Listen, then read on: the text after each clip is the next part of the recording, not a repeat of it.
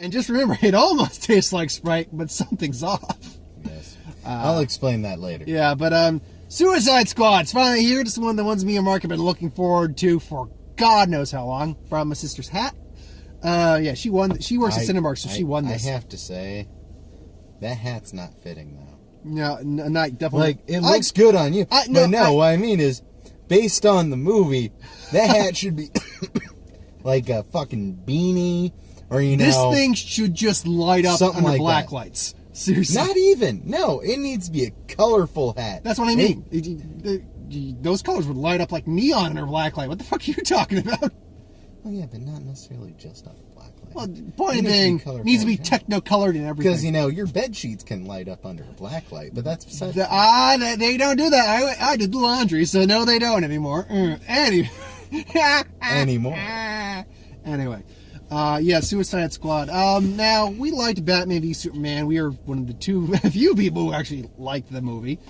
But it didn't do the numbers that DC wanted, and people were wondering. Really? No, I mean, it made money. It still made a profit, but that movie should have cracked $1 billion, no problem. That movie didn't even make $900 million. Dude, all I'm saying is DC makes much better animated movies. They do. Marvel makes really good live-action movies. But I feel they are taking a step in the right direction, because I've been hearing a lot of mixed and negative things coming out of Suicide Squad from the critics, not the fans, the critics.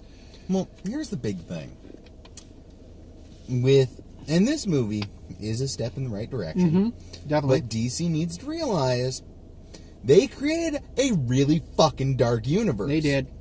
And they need to stop trying to be so kid-friendly.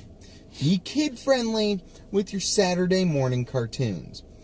Don't be kid-friendly with, the almost $10 ticket price fucking movies that adults are going to go see. Yeah. Because adults aren't there to see, Superman being like, when are you going to learn? Golly gee, Lewis. Crime doesn't pay. No, they're there to see Superman go, fuck you, fuck your shit, I'm motherfucking Superman. Laser eyes! Now, to be fair, counter-argument to that, if Batman v Superman did show us something, it's that no matter how serious and dark you're going to make your movie, you need to have some levity. You need to have some sense of fun, or at least something to lighten the tone. Or at least make it fun dark. This was a fun dark. That's what I'm trying to get at. This actually, I had a lot of good times in Batman v Superman. I had fun coming out of this. I had a smile on my face because I'm like, I had fun in that movie. There's a lot of good stuff in there. There is some stuff that's questionable, but we'll get to that when we get to that.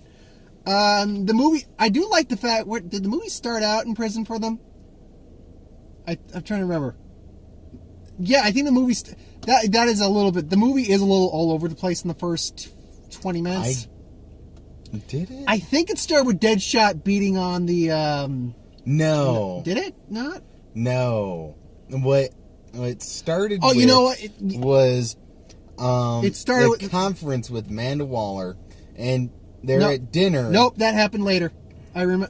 It started, we panned into the Louisiana, Bellevue. Remember? Because it had, what was the song? The song, it was in one of the trailers, too. Point being, we panned it on Bellevue, and it's Deadshot. And that scene where it's like, look, you got dinner, what's this? Loaf. Got some sketty, some toenails, a little rat shit. And then we cut the Carly. Are you sure that was the start of the movie? I'm thinking that's the start. I'm trying to remember. I could have sworn the movie I have a feeling we're probably going to catch this again on Matinee on Tuesday or something. Because it's also like 2 hours something movie. Yeah, it's about 2 hours. But then we cut to Harley Quinn. Then we cut to Amanda Waller. So the movie's a little disjointed in the beginning. That the movie started a little bit differently, with someone kind of giving us like something setting the tone.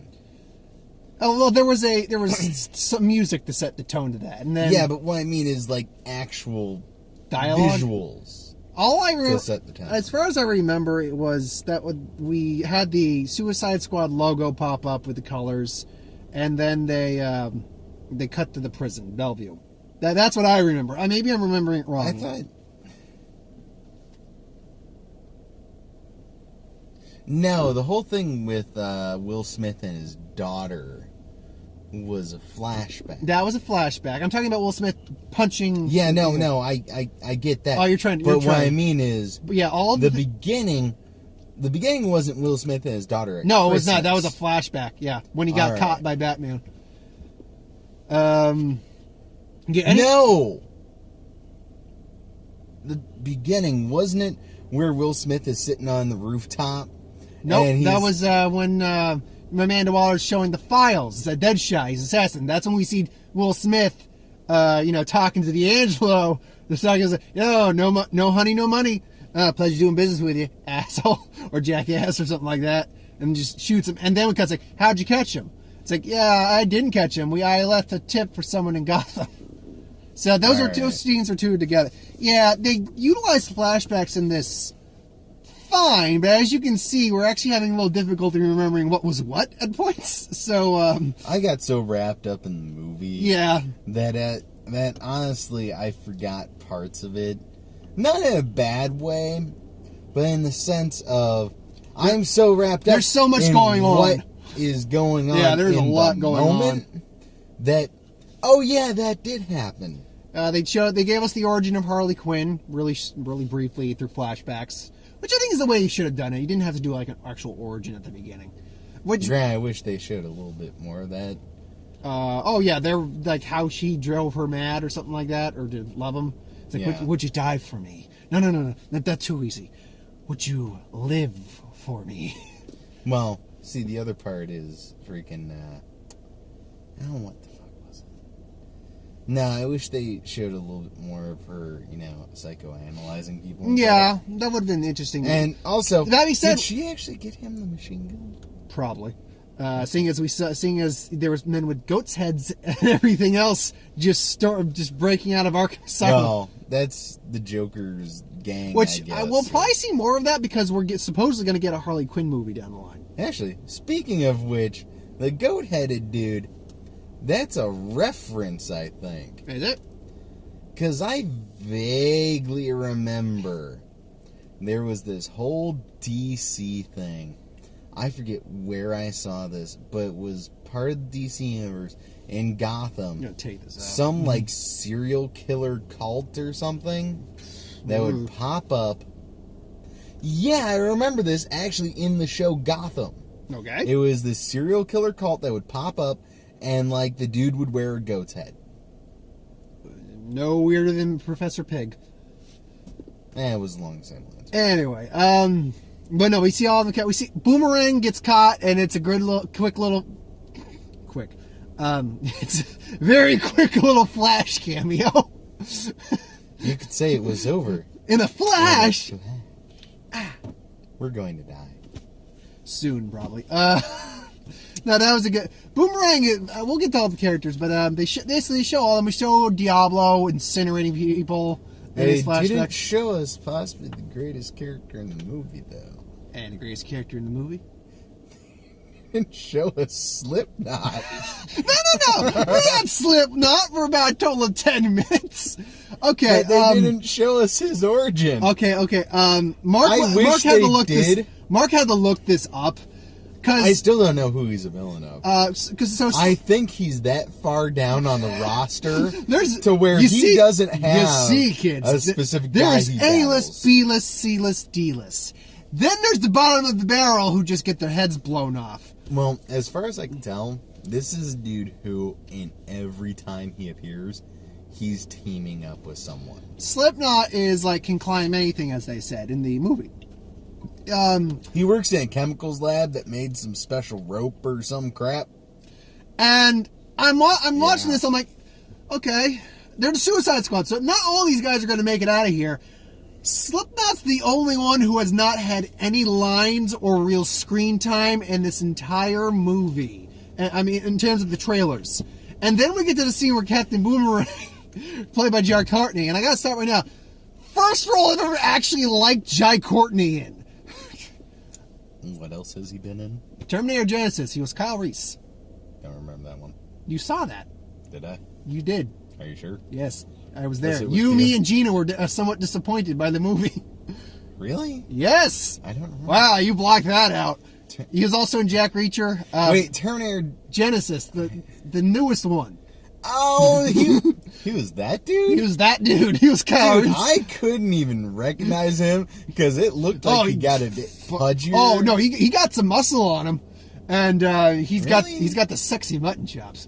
I love those mutton chops. And the gold tooth. But, Are you sure? yes, I'm sure. Trust me, I did the review. I know. By the way, look, you can see the review down in the playlist. Anywho, first role, I think I truly can say he was good in it. But anyway, so he's talking to Slipknot. It's like, yeah, this old Mon game, they explode things, and that little rice nanite grenades that can have the power of a grenade that will blow their heads off. It's like, it's all a trick. I'll say we make a break for it. And so Slipknot makes a break for it, and Rick Flag just like, boop, boom. Well, fuck. They weren't fucking around. You notice he's more hesitant to kill anyone else on the team. Yeah, because, oh, wait. You're all actors who are actually named and have been in the trailers. You're named characters! Which, let's get to the characters. All of them do their roles amazingly well. Besides the issues we'll obviously get to in a little later with the Joker. Oh no, I think he was played very well. We'll get to that. We'll get to it. We got Will Smith and Diablo are probably the most humane. The characters with the most humanity. Will Smith has a daughter. Diablo incinerated Diablo his had wife. kids too. Diablo had 2 children and a lovely wife who he incinerated out of rage, and he feels so bad for. That character has the most tragic background of all of them. He, when you first see him, he's kind of like, I'm at peace. I'm at peace. I don't do it anymore. Bye. That's not me. Peace. And like for 2 of the action sequences, he's not doing a damn thing. And then Will Smith's like, oh, you just stand there, homie? Huh? Don't touch me. Don't touch me. What you gonna do? What you gonna do? Is that shit? It's like, you want to see something, that line you see in the trailer. So he just incinerates, I'm going to call them the putty people, like from Power Rangers. Cause we actually never got a name. Because that's really, they're transformed by the Enchantress, who, spoiler, is the bad guy, and her brother. Oh, well, if you're not paying attention, you actually won't figure it out in the trailer. The point being, so, yeah, they're expendable army guy. They're expendable soldiers. That's all they are. They easily can... Whatever that creature was, it was wearing a $3,000 watch. Okay. And so he just incinerates them and just, feels bad about that. Then he's in the final fight.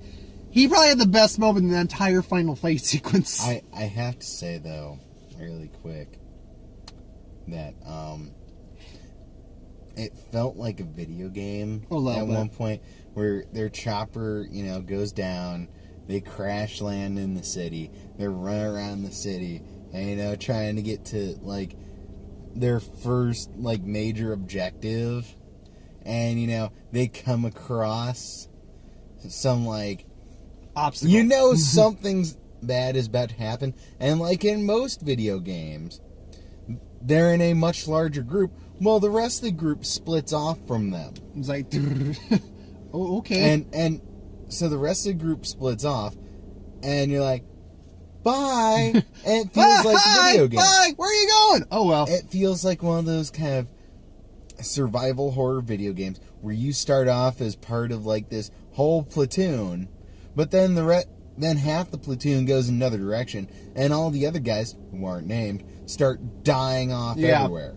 That's how it kind of feels. I mean, the action sequences are great in this movie. They are. I mean, unlike with Star Trek, and Star Trek, I make this issue with Star. Actually, no, I'll retract it. The issue I had with Star Trek was because we were so fucking close to the screen. Unlike Jason Bourne, which I liked, but the shaky cam is horrifying in that movie. I actually had a headache coming out of it. You can see all the action going perfectly fine. Each character has its moment to shine. Deadshot has a moment where he's just plowing down this entire army of putty men. Yeah, pretty much all the soldiers just stop shooting. Back up! What the fuck? They just all stop shooting. Everyone's just staring at Deadshot as he sits there, mows down all these guys, and they're like, okay. Well, fuck. It's like, that's how I cut and run. You ever hear of Phil Jackson? Now, he's the gold standard. Triangle, bitch. Will Smith definitely had some good one-liners in there. I think they all had some good one-liners. This is a role I actually really enjoyed. Will Smith. Yeah, I mean, I liked. What was the last movie I saw him? I think I said it was Focus. I saw him in, which he was surprisingly also with Margot Robbie, and then they had good chemistry. All that, he was fine in it. Never saw Focus. No, you didn't. You weren't. Last movie I knew of him being in, he That was. you saw? Oh, what Was it After Earth you're thinking of? Or Cypher Rage! Last movie I know he was in was that Concussion movie where he played the doctor. Oh, yeah. I mean, I heard it was fine, but, I didn't see it. What the fuck was the name of that anyway? Concussion. No! The movie was Cypher Rage. Oh, After Earth. Okay, that's what it was. The only other movie I remember seeing him after that was Men in Black 3. It was fine, perfectly serviceable. Wait, did After Earth come out? Came out after Men in Black 3. Oh. Anywho, but what I was saying was Diablo has probably the best moment because he's just like, he doesn't want to lose control, and he's the one who's able to snap out of the Enchantress' spell because he can't take back what I did. Tries to fight her brother. Well, it's also because, as I was saying before, he is heavily magically inclined. Yes. To the point where... She even says, how long have you been able to see? Yeah, that's what has me believing he's on the same playing field as those two. At least in some, because he's trying to incinerate her brother, and Enchantress has a brother. And that doesn't work, so he then finally goes full-on super form and just says in whatever language he's saying, because I think it's the same language they speak, "It's on, bitch!" And it's just a fight between these juggernauts of, demonic and magical properties. And then they blow them up. Which I agree with you. I hope he's not dead. I still gotta look up more of his origin, because I swear there's something more to it than just, he's a demon. The Killer Croc they didn't use Killer Croc a lot, but they used him enough. I liked him. He was fine. Because at the end... They didn't have him speak very much, which I'm okay with. Yeah, it's like, speak for yourself. I'm beautiful on outside. It's like, we're all ugly on the... That's the bar scene was great, by the way. Oh, yeah. That's like, we're all ugly on the inside, except him. He's ugly on the outside. I liked the fact that the soldiers are like, all right, we're getting a soldier on. I need your help. Yeah, I'm going to get a drink. No, not even that. No, the fact that all the soldiers are like, oh, yeah, we're going to, keep going on. And Katana just stands there and is like, fuck it, I'm going in the bar. Is it, yeah, you can kill me if you want, but I'm going to get a drink. No, they all had their good moments to shine. Cameos that actually showed up. Batman's not in the movie a lot, but he's in there enough. He's got a good presence in the movie. We see him when he actually catches Deadshot. We see him catch Harley Quinn. And we see him in the post-credit sequence of Amanda Waller, who they did portray Amanda Waller almost to a T. Because Amanda Waller's a character you're not supposed to like. You get why she's doing it, but you're not supposed to like. You hate this woman. There's one part that I don't like, though. Oh, what? There's one thing I don't like. And what's that? We never got the infamous shower scene. Get dressed. We need to talk. Not even that part. So there's a scene, what was in Justice League? Yeah, where Amanda Waller... Basically, Amanda Waller did fucking something. I forget what. But... Oh, I remember it. Sorry to interrupt. She's in the shower...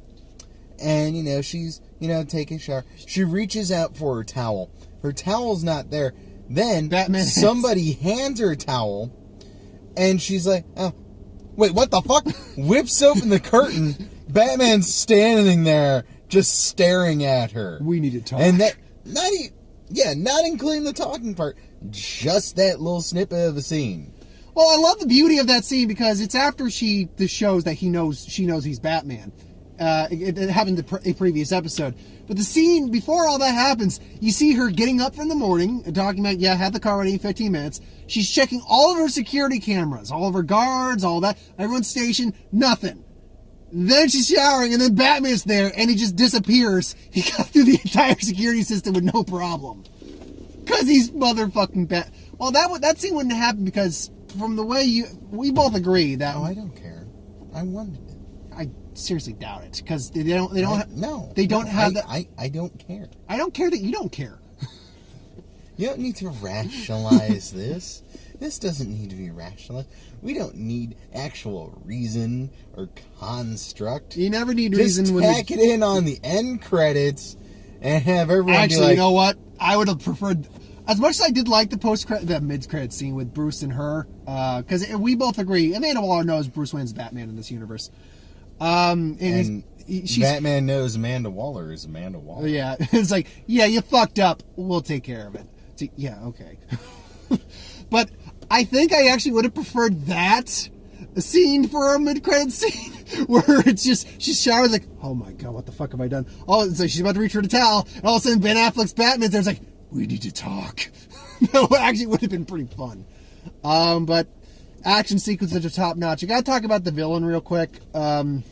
Which one? Technically there's two, technically there's one. Enchantress. Technically there's three. Just one doesn't do a whole lot. Well, the other one, really? there's technically four. Amanda Waller's her own villain in her own right. Well, hey, now. Technically, there's, you have those four, then, like, 5 or 6 more. I can't remember how many were on the Suicide Squad. Oh, fuck you. Okay, let's retry that. The Antagonist. Better? Because, the antagonists were anti-protagonists. Whatever. Oh, I didn't know he was in this movie. I will hurt you. I wouldn't be surprised, by the way, if that's actually the name of DC villain. What? The Antagonist. Hey, we got Crazy Quilt Man. Oh, God, can you imagine him showing up? Oh, that would have been fucking awesome. Just all of a sudden in the background, hey guys! $1 says he shows up in the Flash movie. But Crazy Quilt Man was a Batman villain. I know! No, we don't even know who the fuck he is. Boomerang's a Flash villain who showed up in this movie. Yeah. And the Flash showed up in the movie too. Anyway, Enchantress is on the squad for technically she's not a part of the squad. She just worked for Waller for about 15 minutes in the movie and then goes off and says, I'm gonna get my brother and we're gonna destroy humanity. Okay.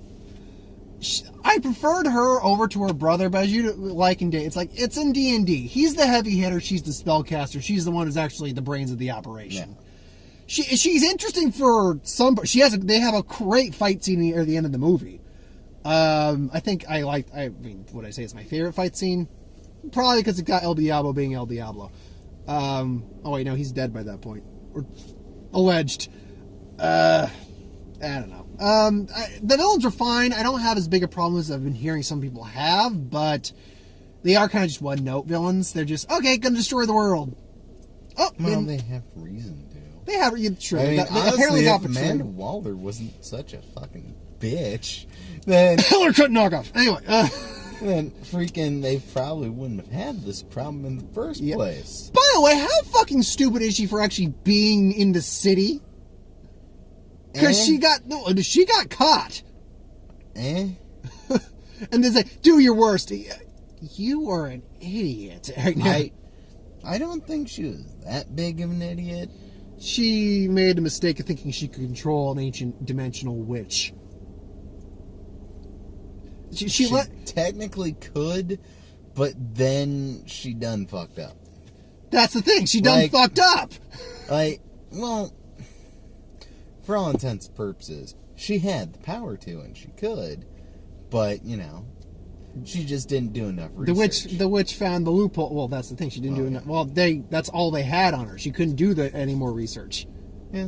So, you have to realize, from the perspective of a scared government basically who no longer has a her Superman. Ego is her biggest downfall in any iteration of her. I do like the end scene where you got 10 years off prisons. No, I'm going to see my daughter. It's like, all right, we can work with it. That can be arranged. It's like, yeah, anything else? I want BET. I want BET. An espresso machine. Boomerang's a moron. He should have realized he's not getting out. He should have I would have at least asked for a flat screen with on demand, so I'm not bored in my cell. Netflix, dude. That's where it's fucking at. Whatever. Because on demand, you have to pay for that. You have more limited selection. The prison's Netflix, paying for that. Netflix, though. I want full access digital cable with Netflix or on demand, and my Xbox with my game roster in there. Those are my demands. And a cheeseburger every day, please. Or no, I'd probably take lobster or crab. Ooh, crab, that'd be good. Why am I thinking what I'd do if I were incarcerated? Crab every day is not the best of ideas, though. Once a week. Seafood once a week is good. And I want that would work. Yeah, those are reasonable. Well, not all. Not to mention, not all seafood has mercury. Wait a second. No, fuck that. They're in Louisiana. I want crawfish. I want crawfish now, motherfucker. Catfish, crawfish. Anyway, we're running low on time, so... oh, shit, yeah. Yeah, I've only got about 30 minutes on some this. other stuff happened. Other stuff. The end. We didn't address the issue with the Joker. Real quick, Mark has issues with the Joker. Explain your issues real quick. We didn't get enough of the Joker for me to really draw a good comparison about where he falls as a Joker. Because unfortunately, he comes off more closer to Black Mask than he does the actual Joker. Hence, we need to see a bit more so we can get a better feel of what Jared Leto's Joker is actually like. Because you can tell that it is the Joker, but you can't tell much about him. Much about what kind of Joker this is. Much about where on, the Joker insanity spectrum he is. Like, is this possibly a Joker that is more insane than Heath Ledger? Or, is he closer to around Jack Nicholson? Or are we going to see in the next movie where the Joker has a lot more screen time, he's going to be running around stealing children's book reports? At least it's not 40 cakes. He's not Lex Luthor, Matt. That's 4 tens, and that's terrible. Why did you just call me Matt? I didn't. I heard Matt. I said at least he's not stealing like Lex or whatever. I didn't say Matt. We can rewind this later. I can rewatch it, absolutely. Real quick before I get to the trailers, what's our rating on this movie? I'd probably give it about an 8. It's got some issues, like the whole romance thing with Rick Flag and Enchantress I didn't give a shit about. I kind of did. No, at the end you didn't. Oh, at the end you were going, oh, when she came back to life. Oh, yeah, that was because that was just fucking trash. But I'd give it about an 8. What would you think? I'd give it a 9. Yeah. I like it. Real quick on the trailers. We got Dunkirk by Christopher Nolan. Oh, fuck me. Oh, fuck. I heard the people sitting behind us, sitting there being like, that looks like it's going to be good. Yeah, that was a great trailer. Dude, I'm sorry. Knowing my history here, that's going to be a fucked up fucking movie. And you're going to enjoy every moment of it. When all those dudes are ducking down like, oh. You just hear the... No, what you're hearing is not... No, it's basically like a plane going down or... That was quite possibly a plane about to dive bomb them.